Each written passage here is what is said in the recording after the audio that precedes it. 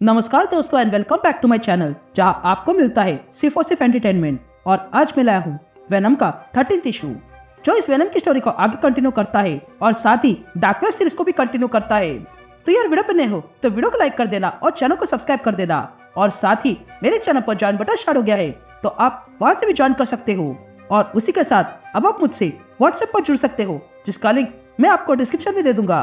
तो यार पिछले इशू में आपने देखा कि एडी ब्रॉक जान गया है कि आगे जाके वही फिनेकर बनेगा और फिर बेडलैम, टायरो और वाइल्ड बनेगा और एंड में मेरिडेस बनेगा। इसलिए वो ये सब कुछ चेंज करने निकला है, लेकिन तभी वो जान गया कि वो ये बदल नहीं सकता है। तो अब आगे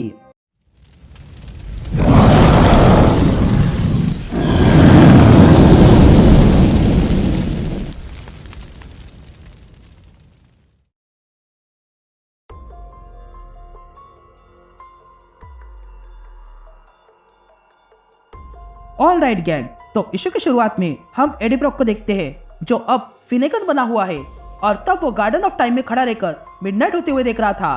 तभी एडी कहता है कि इस गार्डन ऑफ टाइम में मिडनाइट हो रहा है, लेकिन किसी को पता नहीं यह सच भी है या नहीं।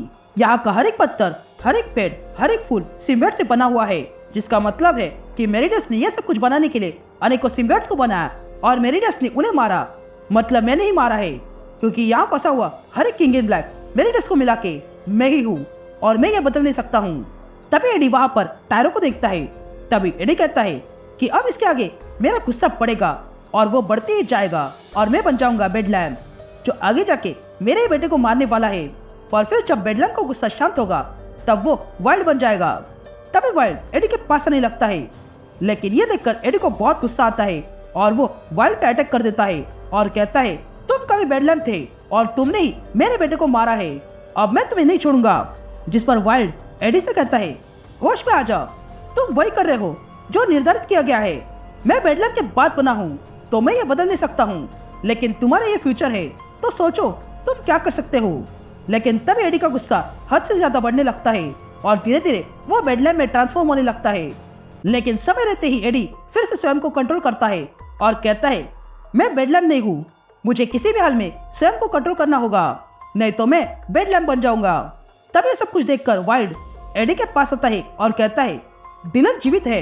यह सुनते ही एडी वाइल्ड से कहता है झूठ मत बोलो, मैंने स्वयं देखा कि उसके सीने में चाकू घुसा हुआ था। जिस पर वाइल्ड कहता है ये सच है, मैं वहां था क्योंकि मैं तब बेडलैम था, क्योंकि यही तो पॉइंट है, मैं बेडलैम बन के उसे मारने गया था, लेकिन फिर मैंने बेडलैम बन के देखा कि डिलन जीवित है। क्योंकि समय लीनियर नहीं है इसलिए मैं पहले से जानता था कि डिलन इन सब के बाद और भी बेहतर बनेगा। जिस पर एडी वाइल्ड से पूछता है क्या ये भी मेरिडस का प्लान है।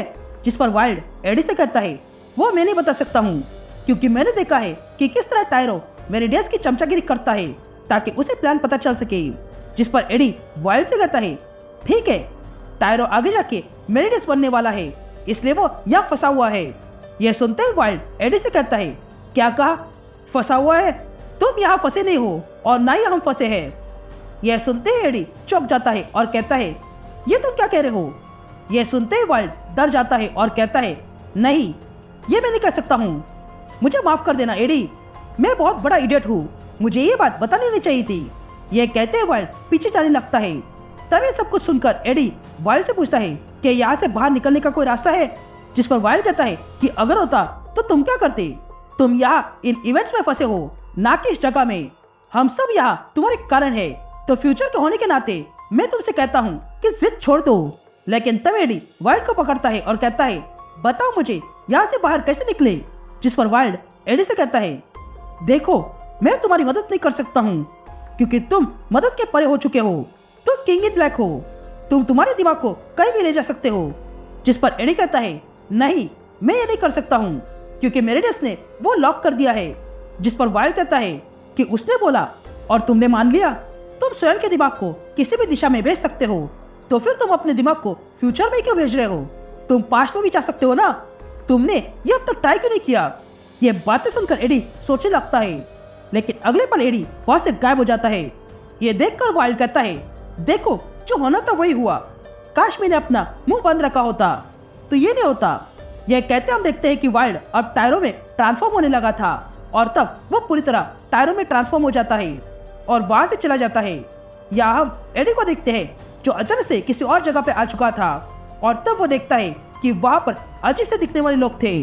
तभी वो आदमी अपने साथी से कहता है, देखो अर्थ से कोई आया है। ये प्राणी अचानक से इस बोतल में आ गया। लेकिन तभी वेनम उस ग्लास को तोड़ते हुए बाहर आता है। ये देखकर वे लोग एडी पर अटैक करने जाते हैं, लेकिन एडी उनके अटैक को डॉज करता है।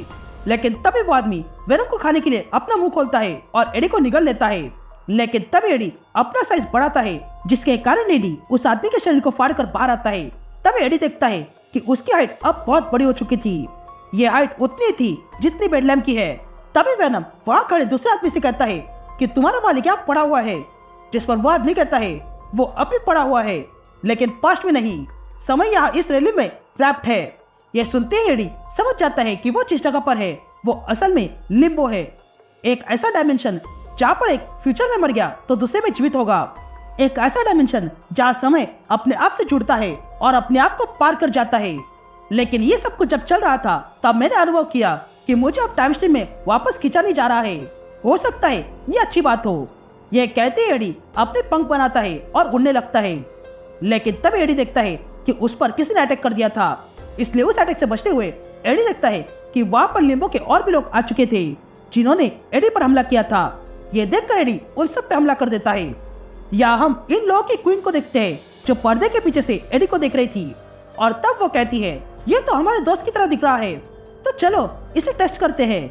या एडी उन सारे लोगों को मार गिराता है और देखता है कि वहां पर इन लोगों की क्वीन भी थी जो एडी को देख लेती है और कहती है, तुम लाजवाब हो। जिस पर एडी उस क्वीन से कहता है, देखो तुम जो कोई भी हो, मेरे पास टाइम नहीं है, मुझे मेरे बेटे को बचाना है। यह सुनते ही वो क्वीन बाहर आती है और कहती है, मुझे तुम जैसों की जरूरत है। यह कहते हम देखते हैं कि वो क्वीन कोई और नहीं बल्कि मैडलिन प्रायर है, यानी कि गॉब्लिन क्वीन, जो एडी से कहती है, मैं हूँ मैडलिन प्रायर, गॉब्लिन क्वीन, और मुझे लगता है कि तुम मेरे दोस्त से मिलना चाहोगे जो बिल्कुल तुम्हारी तरह दिखता है। And that's it. ये इशू यही कंटिन्यू होता है।